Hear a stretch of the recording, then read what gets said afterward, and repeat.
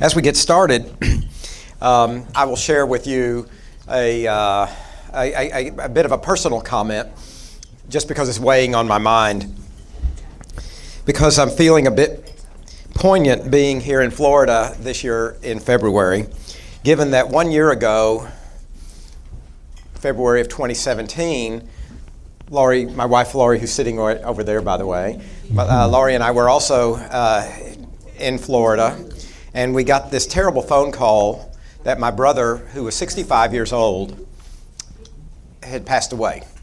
And it was a shock in that 2 weeks before that, he had been shockingly diagnosed with pancreatic cancer, and the doctor said to expect 6 months.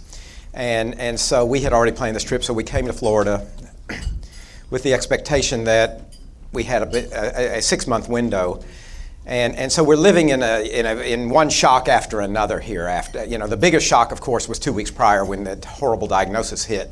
But the fact that we got that phone call in Florida while we were here a year ago completely blew my mind. And I'm sharing this with you because as an estate planning attorney, it was a real eye-opener for me on several levels.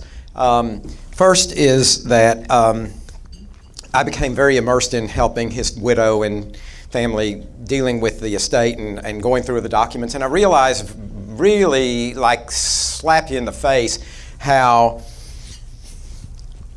much this planning affects real lives. You get into an attitude with it sometimes that, it's a bunch of paper, it's a bunch of documents, a bunch of words, and you sometimes forget the real life implications of it. And as you're going through all of this and you're realizing the impact on these lives, it was very eye-opening for me.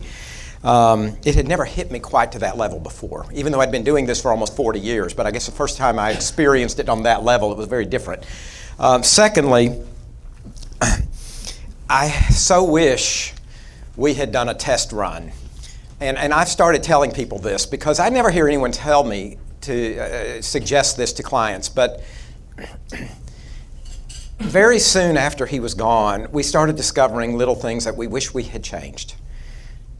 Bank accounts that could have been titled differently, or beneficiary designations that weren't just quite the way we wished. And they would have been very easy fixes if he had been alive, but too late now. And so my lesson that I'm sharing from Erwin is do a test run and do a little what if I'm gone right now and see. And I'm telling you, in a matter of hours, you might discover some things that give you that could be very easily remedied. And then the third and final lesson I picked up off of this, and this boy really came through to me loud and clear, is I'm well aware how easy it is to put this stuff off.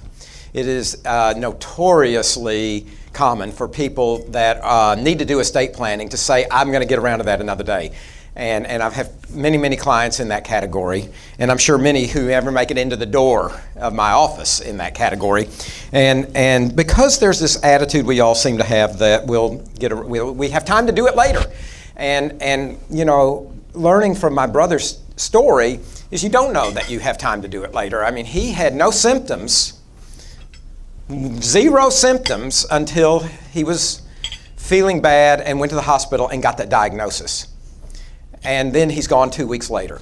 So you don't always know. And I was just so, again, as an estate planning lawyer, all this stuff started crashing into my brain and saying, it's affected the way I am from now on. It's sort of like you draw a line, and it was the Marvin before and then the line and the Marvin after. And, I'm now an only child to an 87-year-old mother who needs me daily. I mean, there's a whole lot to this stuff, and so I'm very impacted by it all.